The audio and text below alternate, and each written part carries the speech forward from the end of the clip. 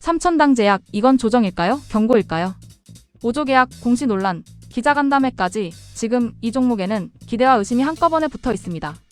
오늘은 주가가 왜 무너졌는지, 그리고 지금 투자자가 꼭 확인해야 할 핵심만 냉정하게 짚어보겠습니다. 자, 구독과 좋아요 누르고 바로 시작하겠습니다. 삼천당 제약, 왜 이렇게까지 급락했나? 삼천당 제약은 올해 코스닥 시장에서 가장 강렬한 서사를 만든 종목 가운데 하나였습니다. 연초 20만원대에서 출발해 3월 말 장중 123만 3천원까지 치솟았고 코스닥 시가총액 1위까지 거론됐습니다. 그러나 그 열기는 오래가지 않았습니다. 4월 초 들어 주가는 사흘 만에 반토막 수준까지 밀리며 시장의 시선이 환호에서 경계로 급격히 돌아섰습니다. 이 급락을 단순한 차익 실현으로만 보면 핵심을 놓치게 됩니다. 바이오주는 원래 기대를 먹고 오르지만 기대가 너무 빠르게 부풀면 시장은 반드시 그 기대가 공시와 계약, 기술로 어디까지 증명됐는가를 되묻게 됩니다. 지금 삼천당 제약에서 벌어지는 일은 바로 그 재검증 과정이라고 보는 편이 더 정확합니다. 시장이 의심하는 5조 계약의 핵심 쟁점. 출발점은 분명했습니다. 삼천당 제약은 2월 26일 유럽 11개국 대상 경구용 GLP-1 제네릭 독점 라이선스 및 상업화 본계약을 체결했다고 발표했고 총 계약 규모는 약 5조 3천억 원, 계약금과 마일스톤은 3천만 유로, 제품 판매 순이익의 60%를 배분받는 구조라고 설명했습니다. 숫자만 보면 시장이 열광할 만한 재료였습니다. 하지만 전문가들이 계약을 볼 때 가장 먼저 따지는 것은 총액이 아니라 현금 흐름의 확실성입니다. 계약금과 확정 마일스톤은 비교적 가시성이 높지만 장래 판매이익 배분은 허가 시점 약가, 보험 등재, 경쟁약 출시, 파트너의 영업력에 따라 실제 가치가 크게 달라집니다. 즉, 헤드라인의 5조 원과 투자자가 실제로 기대할 수 있는 가치 사이에는 상당한 할인 구간이 존재할 수 있습니다. 3월 30일 미국 경구용 세마글루타이드 독점 계약 발표는 기대를 한 번 더 밀어 올렸습니다. 회사는 미국 파트너사와의 계약으로 마일스톤 약 1억 달러를 확보했고 첫 판매일로부터 10년간 파트너사 제품 판매 수익의 90%를 수령한다고 밝혔습니다. 다만 시장은 여기서부터 오히려 더 예민해졌습니다. 상대방이 비공개이고 조건이 매우 공격적으로 보일수록 시장은 왜 이런 구조가 가능한가를 더 집요하게 묻기 시작하기 때문입니다.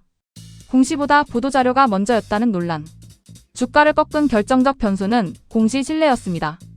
한국거래소는 3월 31일 삼천당 제약에 대해 영업실적 등에 대한 전망 또는 예측 공정공시 미행을 사유로 불성실 공시법인 지정예고를 냈고 사유 발생일은 2월 6일, 지정 여부 결정 시한은 4월 23일이라고 공시했습니다.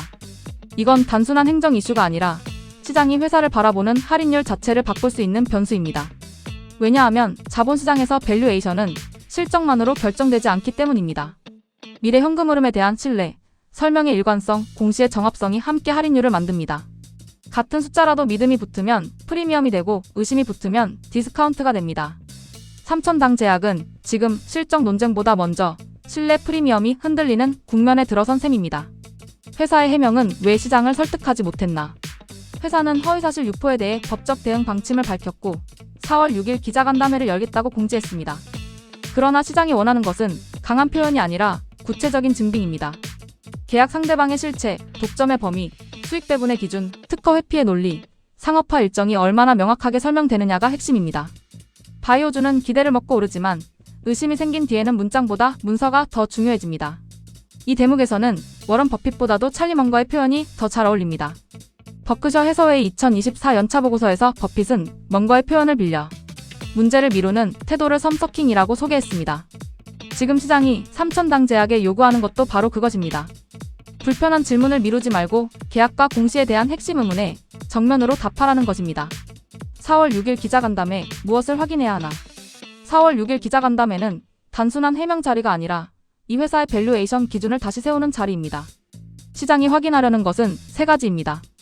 첫째, 유럽과 미국 계약의 경제적 권리가 어디까지 확정돼 있는가? 둘째, 공시와 보도자료 사이의 표현 차이를 회사가 어떻게 정리하는가?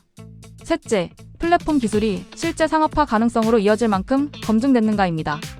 기술적으로도 이 회사는 매우 흥미로운 위치에 있습니다.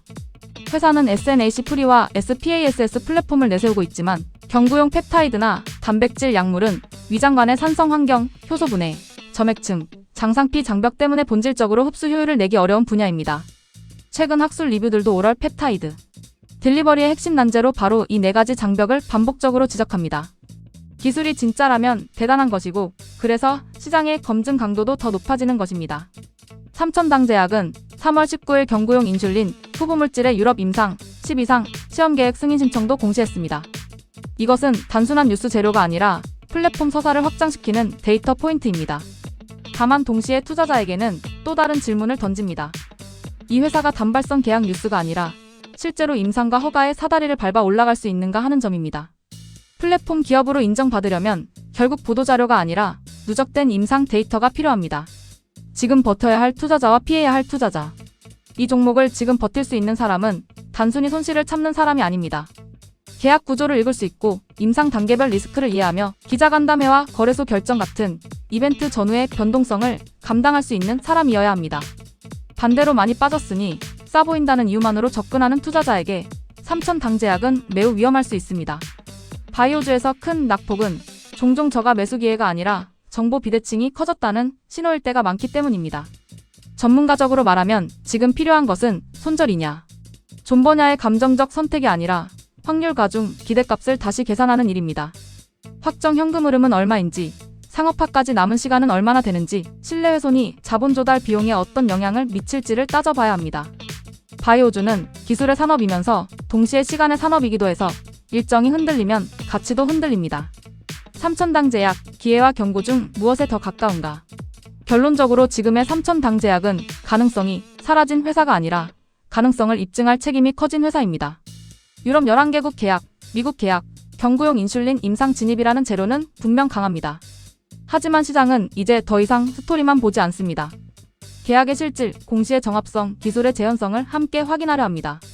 그래서 지금 삼천당제약은 대박 주인가를 묻는 종목이 아니라 신뢰를 회복할 수 있는가를 먼저 묻는 종목이 됐습니다. 4월 6일 기자간담회와 4월 23일 거래소 결정 시한은 그 답을 가르는 첫 시험대가 될 가능성이 큽니다. 그럼 다음에 또 만나요. 굿바이.